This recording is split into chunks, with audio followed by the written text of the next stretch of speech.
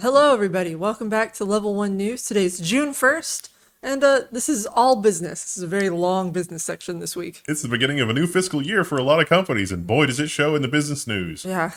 Yeah, and most of them are doing poorly. We also had Computex, and I guess probably the thing that most of you are excited about coming from that was perhaps a new fastest gaming CPU. Could it be? We actually don't know because no one's tested it for real. They've only showed what was probably some very Press demo. ideal conditions. But in those ideal conditions, AMD Ryzen 7000 smokes Alder Lake at Computex Keynote as Zen 4 excitement builds.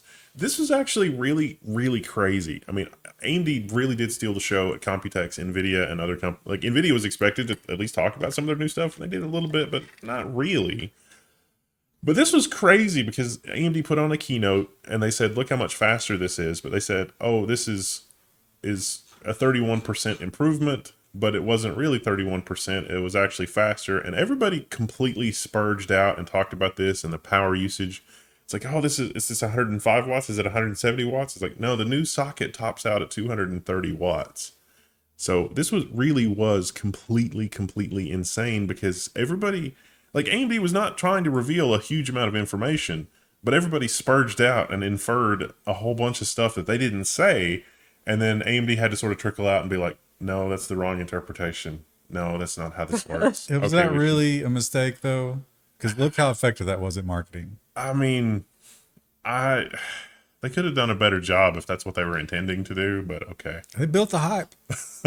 I don't know if they built the hype or if they're just, people are just, Hype for them. Yeah, the people that are fans of AMD are taking it as validation and saying they're going to completely dominate the universe. And the people that are fans of Intel are saying, oh, only 31%. It's not going to stand a chance against Raptor Lake. And it's like, don't play the game. Wait, are you saying that it's red versus blue and they both live in completely different realities?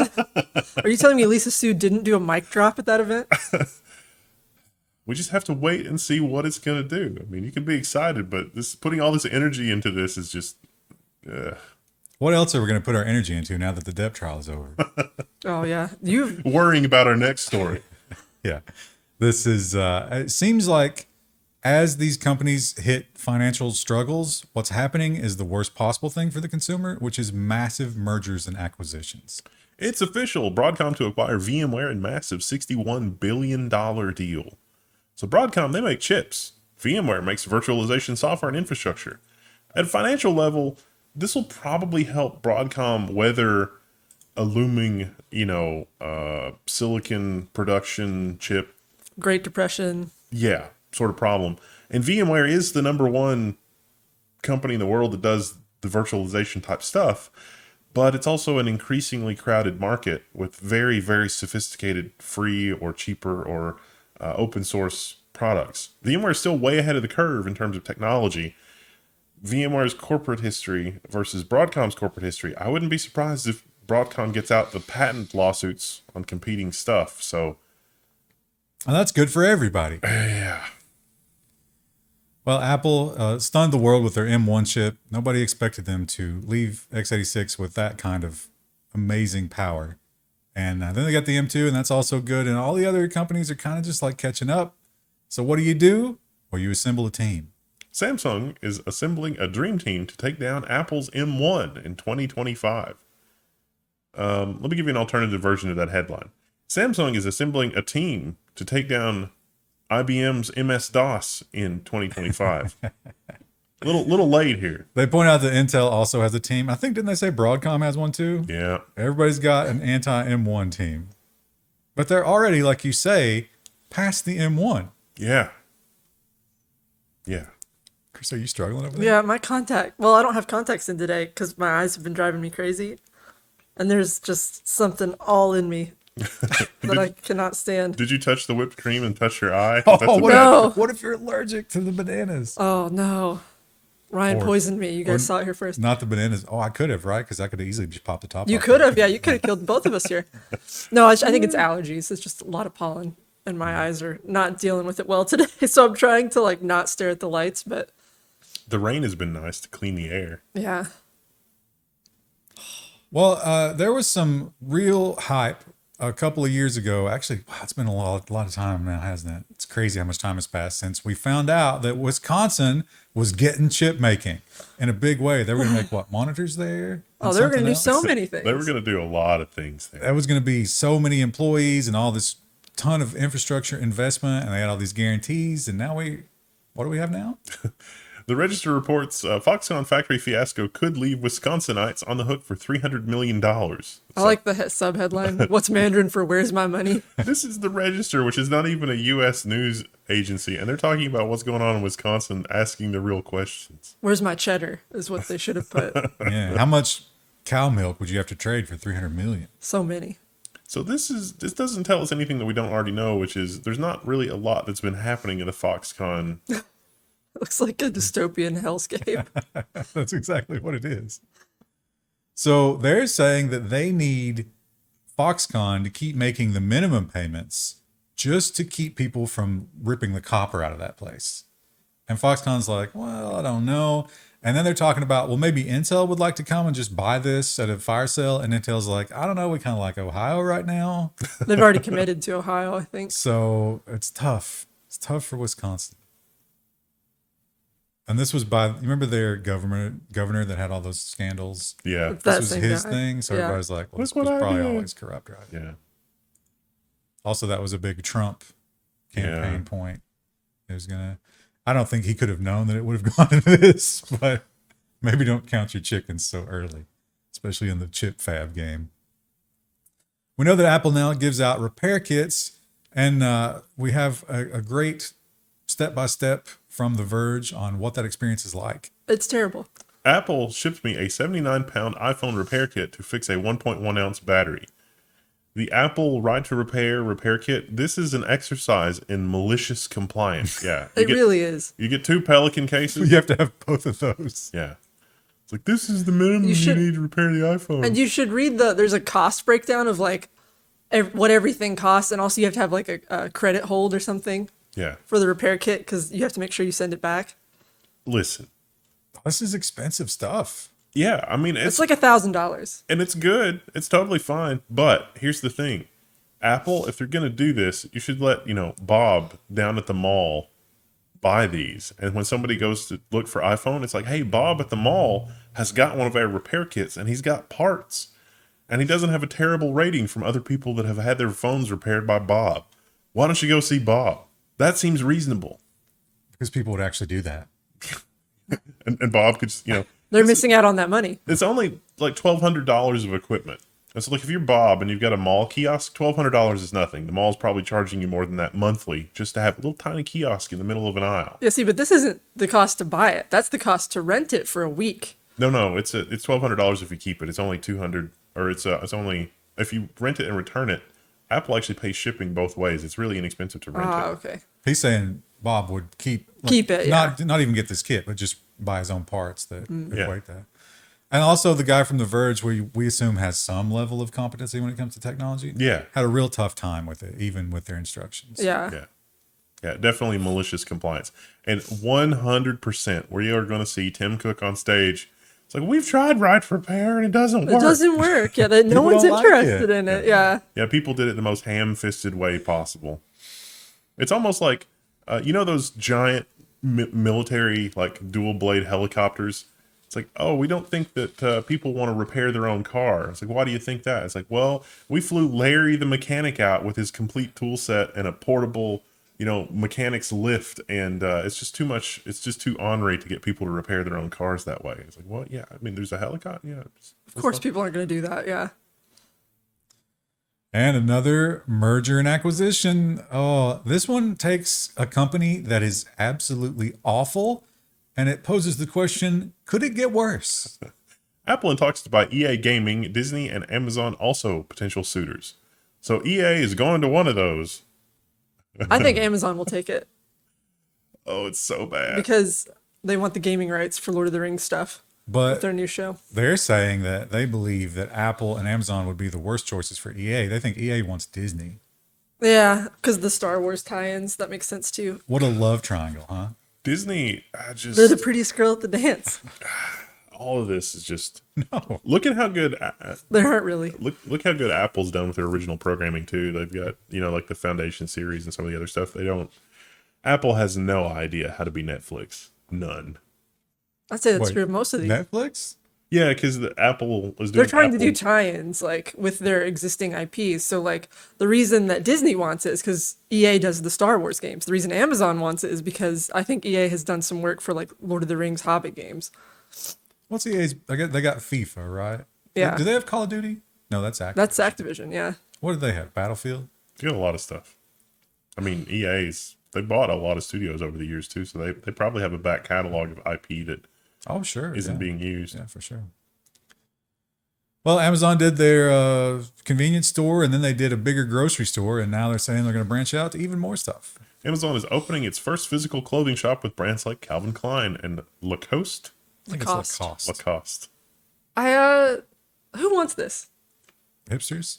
I don't even think hipsters want this because kind of the joy of online shopping is you don't have to go into a messy, disorganized storefront. And this is inevitably going to turn into a messy, disorganized storefront. Well, maybe not, because in fact, you don't ever pick up the clothing. Everything is just staged, and you QR code it, and then it's waiting for you. Or you can just have it shipped to your house. You don't even have to like interact with other humans. We can just go through and click the things. Pick an outfit, yeah. Sir, can I just put this in your car before you leave so I don't have to drive to your house? No. Okay. Also, there's a third option to have it sent to your private dressing room that will be assigned to you via the app. I don't really see what the appeal of this is. Like, who is this for? I don't see the appeal of shopping for clothes at all. I find it to be a miserable experience. If they expose me to the fulfillment robotics that do this, like the little trams that go in the track in the ceiling, and it's like, ooh, I can change this or that or the other and have the little tram going along, and then it drops it off in the changing room, I would probably go clothes shopping just so I could see the robots moving around. You'd be like the people at Bucky's who stand and watch them make the brisket. You're just there for the experience. And I can't get to the food because you're standing there. Yeah. Oh my God, they're adding the barbecue. B&H Photo has that in New York. They have the little fulfillment robots everywhere, and it's fun to watch. There used to be a store whose service merchandise. Remember service merchandise? Oh yeah. They had the conveyor system. Yeah. And it was kind of fun. They had ridiculously overpriced garbage. Yeah. But you'd buy it and then you go and watch it and you'd be like, here it comes. That one's mine. Oh, he dropped it. Oh, that one's mine. And we're back. I had to go deal with an eye issue that I'm still kind of dealing with, but it's not as bad. Woo! Woohoo! You know what else has got an issue that they're still dealing with that they really wish that they weren't dealing with? Amazon. That's probably just as bad. Amazon has a bad reputation in terms of worker satisfaction. Yes. Yeah. But in the past, they've kind of had an unlimited pool of workers to pull from. Could it be that they've worked through that at this point? They've worked through the entire pool of workers. Yes. So there's a lot of articles this week. This one's from Business Insider. It's paywall. I don't even have the title, but Amazon's there's a fun description here. Regretted attrition. So Amazon tracks the people that leave Amazon two different ways: regretted attrition and unregretted attrition. Remember, they automatically fire the bottom 10%? Yeah. So that's like attrition that they're like, no, that's good attrition. But this is bad. So These are people they actually care about.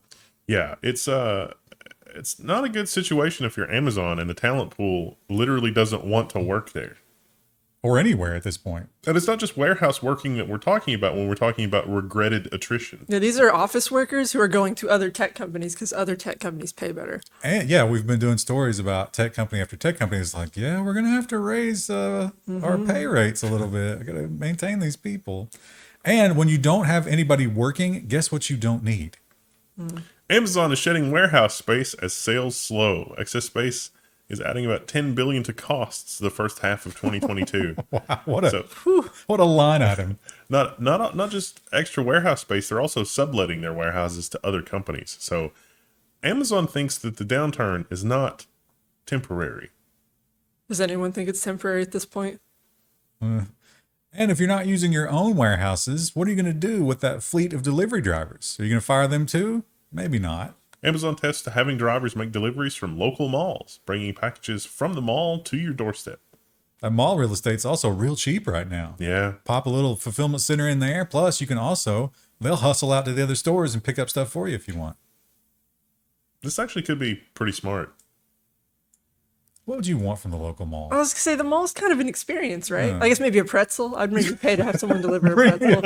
A 2-hour-old pretzel. Yeah, it wouldn't be as good if it's not warm.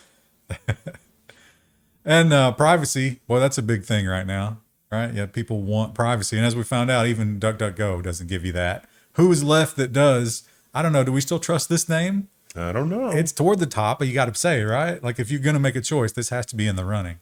ProtonMail unifies encrypted mail, calendar, VPN, and storage services under one new Proton brand for just about $10 a month US, a little more, little less, depending on where you are. You can get all of that powered by Proton. I mean, I pay that for a VPN. Proton has also a good reputation in terms of doing things the right way, bringing endorsement. They have been pushed by authority to do some bad things, but I don't think they had a choice. Right. It was gun to your head type of stuff. Yeah. So what can they do? We tried to do it even more securely, and then law enforcement was like, not so fast. Now, last week we learned that Microsoft is actually going to be paying people more to try to compete with the whole Amazon situation. But it's a zero-sum game. That money has to come from somewhere, especially during a tech downturn.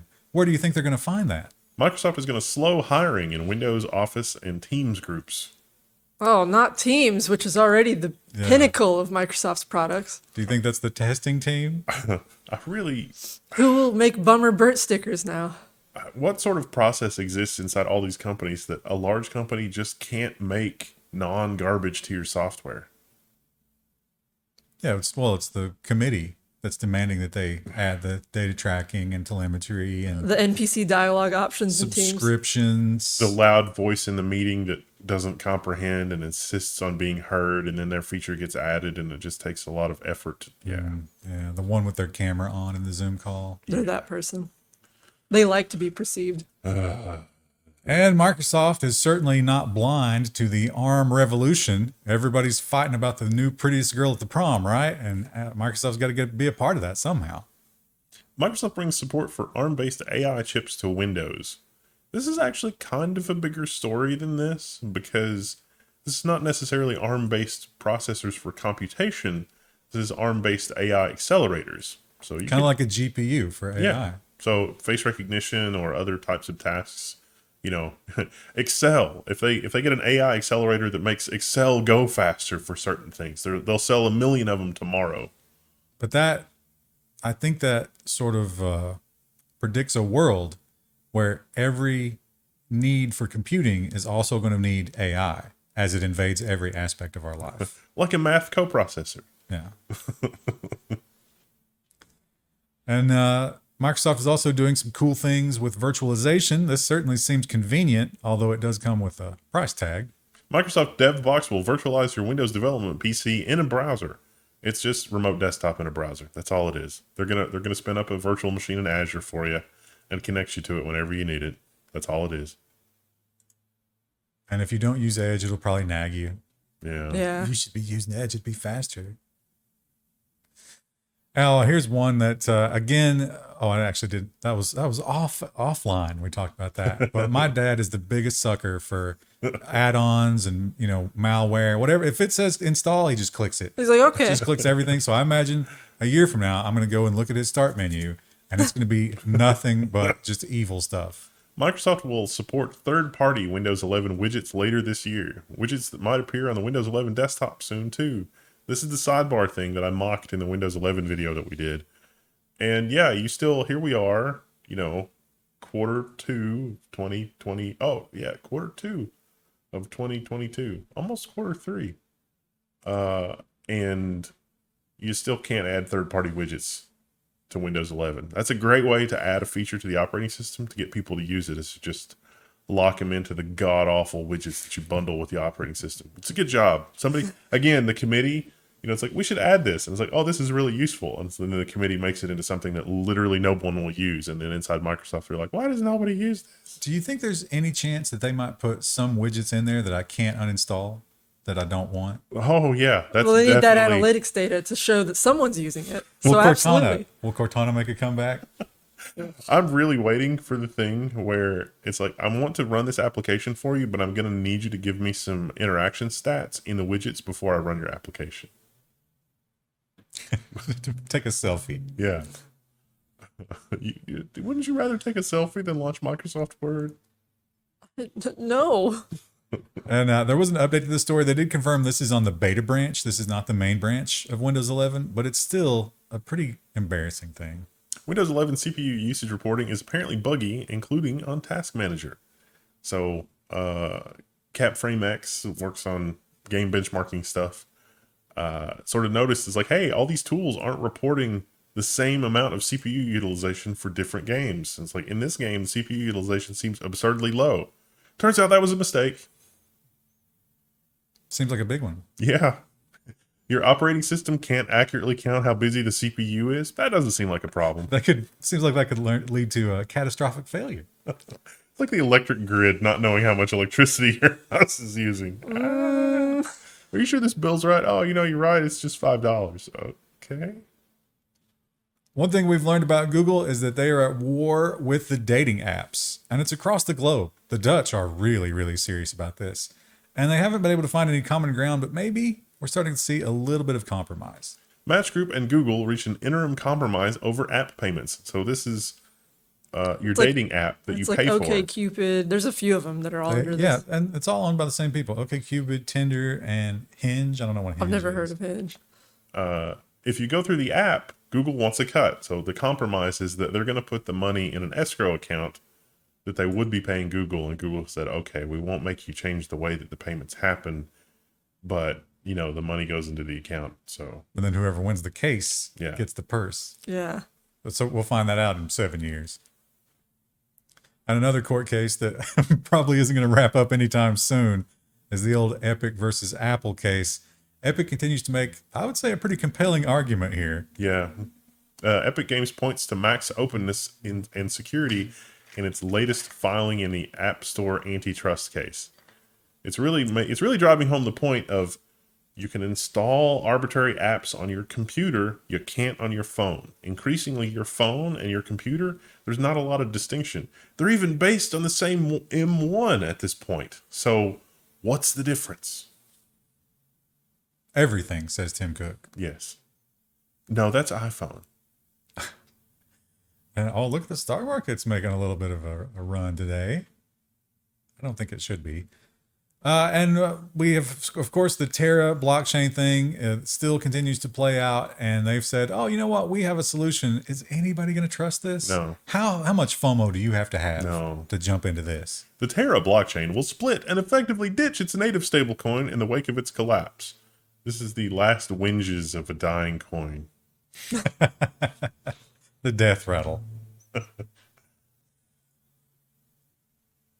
But JPMorgan, now what did they say about cryptocurrency? Oh, it's the devil. JPMorgan. It's a joke, yeah. They said it was a fraud and they would all go to zero, I believe is what Jamie Dimon said. If anybody wants to hear screeching, you should watch the Jamie Dimon speech on cryptocurrency, and it's just screeching the entire time. And yet they seem to have found a use for it. JPMorgan Chase tests blockchain technology for collateral settlement. So you want a loan, you want to do some financial transactions from JPMorgan. What do you got for collateral? Okay, we can use the blockchain for the token for whoever has access to whatever. It seems like the big advantage here, other than convenience, is that you can run this around the clock. So if you're going to be margin called tomorrow and you want to get on top of that before 9:30, blockchain.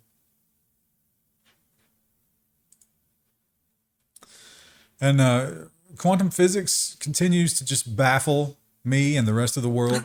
But there's a select few who understand it well, and they seem to be doing very, very impressive things with it. Although even reading the description can be a little bit of a mind-bending experience. What's happening in this article?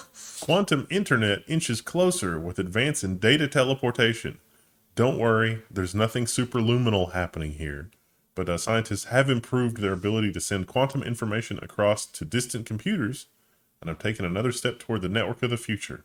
You still have to use fiber optic cables to send photons down the line, but if anybody messes with the photons on the line, NSA, you'll know.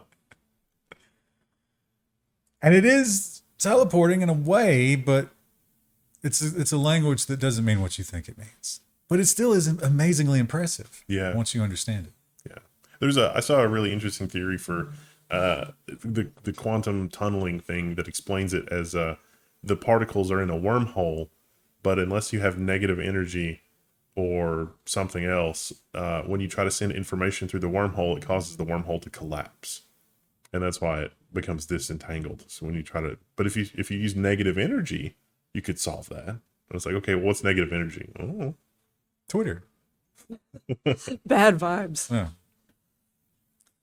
Krista, you're a big IKEA fan, and lately you have talked about exploring solar panels. Just a little bit. So this is huge for you. Maybe. Solar panels are coming to IKEA. Don't get too excited. They're still wildly expensive. And this is not like you just go and pick up a pack of solar panels for yourself. They still install it. Yeah. And it's still $10,000. Yep. But it said 92% of IKEAs are already solar on the roof. That makes sense. Well, But you don't have the surface area that they do. Is that like Fiddler on the Roof? Not at all. We've covered, what was the name of that other company? Do you remember? For what? The Adderall. I thought it was the same one. No, it's the online one. Well, no, these are both, you might be right, Chris. It might be one Cerebral. of these. Yeah, you're Oh, right. it was Cerebral? Okay. Yeah. So obviously, people weren't thinking too hard about what Cerebral was doing, which was mailing narcotics, I think, or at least addictive stuff. We know for sure Adderall. And some of the other pharmacies are taking a look at that and they're like, ooh, I don't want that press. this could be bad. Oh, press. How about the FBI task force, That's the true. DEA? Walmart and CVS have stopped filing controlled substance prescriptions for Cerebral and Done. So it turns out those companies probably were playing it a little fast and loose with the prescriptions. Done is not a good name for. It is awful. It reads very strange. It's almost like the editor was saying, here's what the title's going to be. And then he says done. And someone just made that the title. What happened to Grandma? She's done. She got her morphine for her hospice this week, and she's done. 10-minute movies. I've not seen these. I've seen the ones that they put on Reddit where it's 60 seconds and they just cut every frame that's the division by 60. Yeah. And you kind of think these are the same things. Although with modern movies, if you watch the trailer, it's often spoiled. Yeah. Almost Yeah. completely. So I think this would absolutely destroy all desire to have to watch a movie, right? They do have, I think that is true. New copyright lawsuit targets uploaders of 10-minute movie edits. Krista, you're the one who always reads the synopsis for things. Yeah. Yeah, I don't, that doesn't bother me.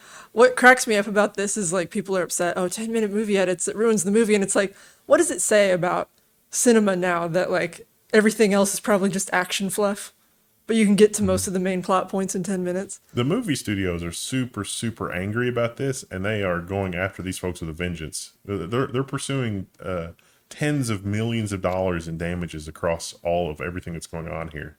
And this is in Japan. So not movie companies that we recognize, but I'm like, this is going to be here next week, you think? Yeah. Bro, Probably absolutely. do the story next week. They do not like that. They were fine with it for a long time, though. This is one of those YouTube things where you're just happily going along. You're like, oh, I got 1 million subscribers. You're done. Yeah. You're done. You guys ever heard of Gorilla? Yes, we've done Yeah. stories on it. Really? Yeah. I don't remember any that of at them. all. But I will say that it seems like grocery delivery was before its time, right? Yeah. It's hitting a big wall. The reality is setting in a big way. On-demand grocery app Gorillas lays off half its office workforce. An unsustainable business or just a side effect of the tech downturn. All right, here's your napkin math. If you got a startup and you're thinking about grocery delivery, here's your napkin math. You got somebody who's going to do grocery delivery. You're probably going to have to pay them on the order of like $20, maybe $25 an hour. If it takes them an hour to fill the order and the person is willing to pay $20 or $25, great, you're going to break even. If they're willing to pay like a $5 premium, that's your profit margin, like $5. If you look at apps like Gorillas and other stuff, their profit margin, they try to make it like 100%, and they squeeze the workers to do it. And they squeeze the people using the service by having hidden fees and nonsense like that. That is not a sustainable business model.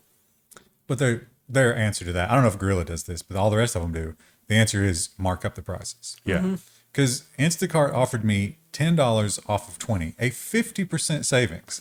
And I was like, you know what? I needed some item to cook with. And I was like, you know what? I'm going to get $20 worth of stuff from Aldi, and I'm going to save that 50%, and then I'll break even. And I did the math. It was within $2. But one of my things that I ordered got replaced with a more expensive item, and I ended up losing money on the transaction. I'm sure that was deliberately algorithmically on purpose. So The algorithm was like the house.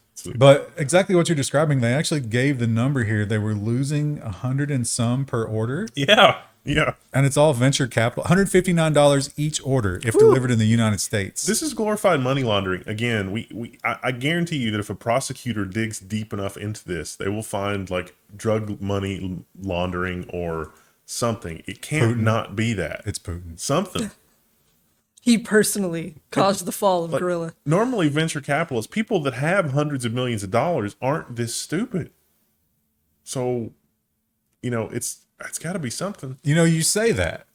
And then the very next headline kind of points out that they might be. Airbnb is closing its domestic business in China, sources say. Why on earth would Airbnb be closing down in China? All mainland China listings, homes, and experiences will be taken down by this summer. And they said they're going to focus on outbound travel. Are they allowed to leave yet? Let's they said I guess there's a lot of local competitors for it, so it's like, then why did you move into that market in the first place? One thing I'm kind of enjoying about the fall of the economy is that a lot of these unicorn companies like Twitter and Netflix and all these companies are getting a big reality check. And they don't know what to do. They're like, wait, what? You don't constantly make more profit every year? What? What? Are we going to have to change things? And they don't know how to change things. And they're not very smart. And it leads to some really disgusting things. Coinbase tests app for employees to grade each other during meetings. You're getting an F because this could have been an email. So you get a thumbs up, thumbs down, or neutral, and you are expected to judge them based on a variety of things. Inclusion, did they offer anything to say? Which means that all the people that should not be speaking during a meeting will now be even more motivated to speak during a meeting. I feel like if we implemented this at our office, everyone would just downvote each other all the time for arbitrary reasons, just for fun. Yeah. And it would be completely useless. And also, like, this could have been an email. This didn't need to be a meeting. Yeah. But if we started making, $100 million a year, that would all fall apart. We could never, you can't hold that sand in your grasp. Yeah. It's something that just can't be scaled up for whatever reason. Like Steam maybe is the closest we've ever seen to it, right? How many employees do you think Steam has? Valve? Yeah, Or Valve. Valve. Probably a gazillion, but a lot of their success is that they still have small teams that are working with other small teams that are working with other small teams to get stuff done. Because there's no other way to do it. Though they've hemorrhaged some talent in the last few years. Like a lot of their writers and stuff have left. So you're saying that it's okay to have a monolithic collection of smaller things, but it becomes unmanageable if you have one government? Yeah. Or giant company taking over. Where do I see parallels for that? GameStop probably should be one of those companies that's out of business, right? I think the stock thing gave them a war chest. They're a little late in reinventing themselves, but now they have a war chest with which to reinvent themselves, which they have a non-zero chance of succeeding at, but still probably very low. I think it's less than 1%. Based on this headline, I don't think this is the way to go. GameStop now has its own wallet for crypto and NFTs. And all of the diamond hand apes that invested in them were like, no, that was just a meme. You weren't supposed to do this. You've gone to the dark side. You've gone where I can't follow. How about the fact that they found the ugliest GameStop storefront? It's got these anti-pigeon spikes all over it. Yeah. It's all like discolored. Where do you think that is? It's a big city. That's the perfect It's stock probably photo. who wrote this article. Where do they live? Emma Roth. It can't be a huge store because the security grate is on the inside of the doors. If it was like New York, I would expect the security grate to be on the outside. But it's somewhere bad enough for a security grate. Yeah. I guess the writer doesn't usually take the photo for an article. That's Getty the Images. editor. Justin Yeah. Sullivan took the photo. Obviously, Krista. So we should look his socials up, figure out where he lives, and then triangulate the closest GameStop. Or we could stop caring, which is what I've done. Okay.